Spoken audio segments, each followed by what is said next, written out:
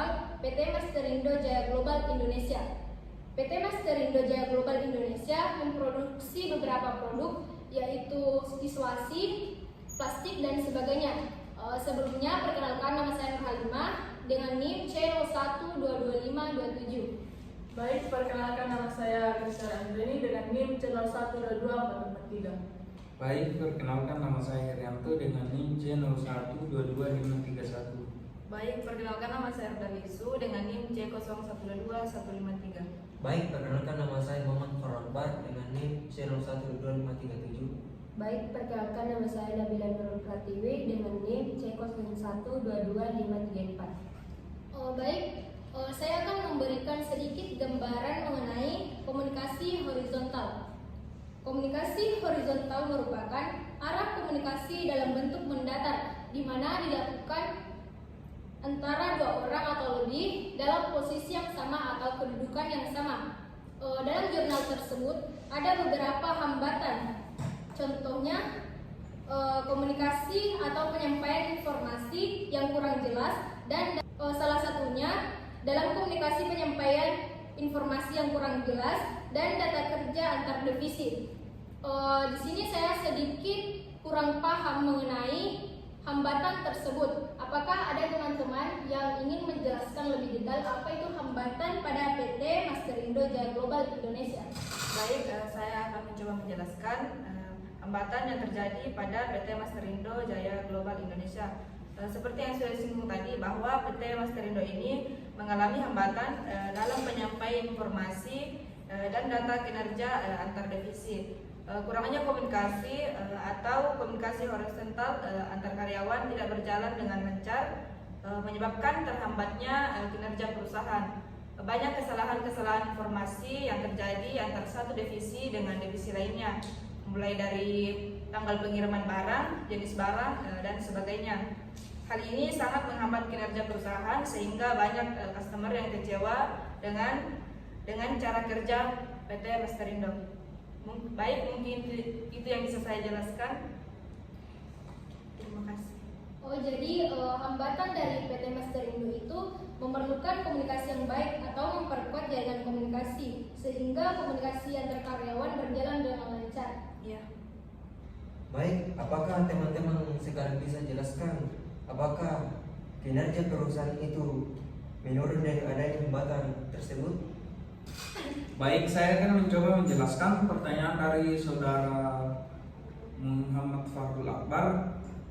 Tentu menurun karena hambatan komunikasi horizontal PT Masterindo Jaya Global Indonesia menyebabkan kinerja karyawan menurun karena pengiriman informasi yang kurang baik dan maksimal, sehingga apa yang disampaikan karyawan kepada karyawan lain itu bisa saja salah pemahaman karyawan yang menerima pesan tersebut, sehingga misalnya contoh seorang memesan barang dan karyawan tersebut menyampaikan pesan tersebut kepada temannya dengan ukuran misalnya ditentukan ukurannya 10, terus yang disampaikan karyawan kepada karyawan lain itu 11, maka ini mengurangi kinerja karyawan dan membuat customer karyawan akan merasa kecewa, sehingga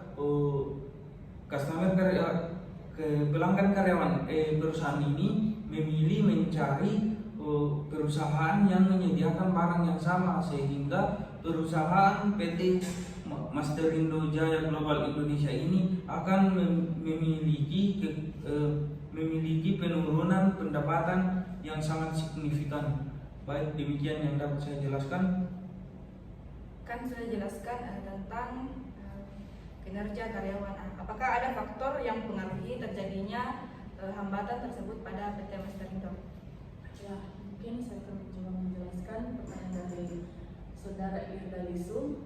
Ada beberapa faktor yang dapat mempengaruhi terjadinya hambatan dalam situasi atau interaksi antara lain. Yang pertama itu perbedaan persepsi. Individu memiliki pendapat yang berbeda-beda terhadap situasi atau informasi tertentu yang dapat menyebabkan kesalahpahaman atau pemahaman yang salah.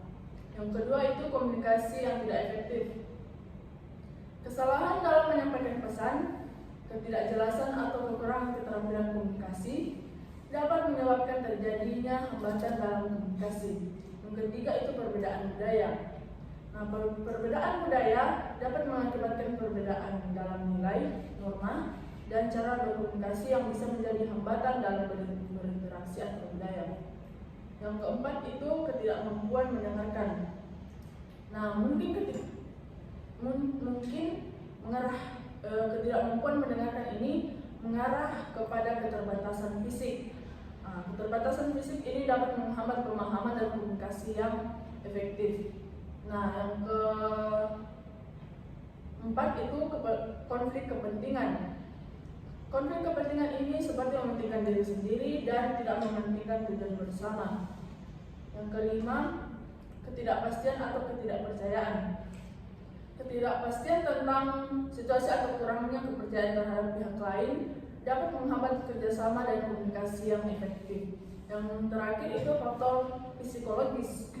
Nah, faktor psikologis ini seperti ketakutan, kecemasan, atau kurangnya motivasi juga dapat menjadi hambatan dalam berinteraksi atau mencapai tujuan tertentu. Mungkin itu yang bisa saya jelaskan. Terima kasih. Ya, karena kita sudah mendengarkan faktornya, tentu ada dampaknya. Terus saya akan bertanya, apakah ada teman-teman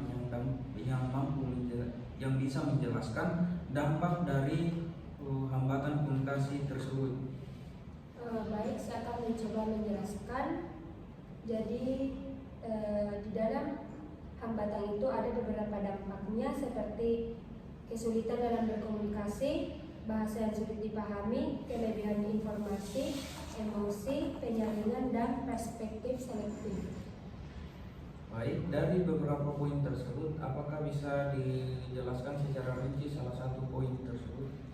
Baik, jadi salah satunya itu seperti contohnya kesulitan dalam komunikasi karena adanya faktor seperti gangguan teknis, kurang keterampilan komunikasi, atau perbedaan latar belakang budaya antara pengirim dan penerima pesan yang dapat menyulitkan komunikasi sehingga pesan yang disampaikan itu tidak efektif atau tidak dipahami dengan baik oleh penerima pesan. Seperti itu.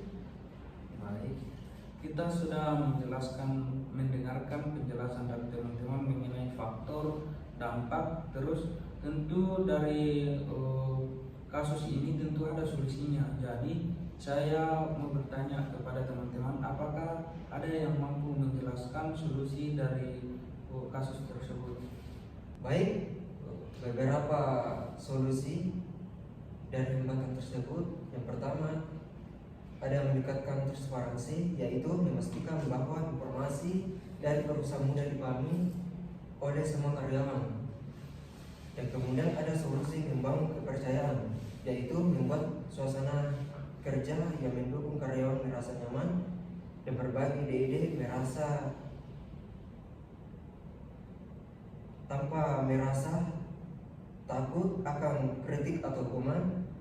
Dan kemudian ada solusi memperkuat jaringan komunikasi, mengadakan pertemuan reguler antar tim dan pertukaran informasi. Dan terakhir, menggunakan teknologi yang baik. Itulah tadi solusi yang saya jelaskan. Apakah teman-teman sudah puas? Baik, terima kasih.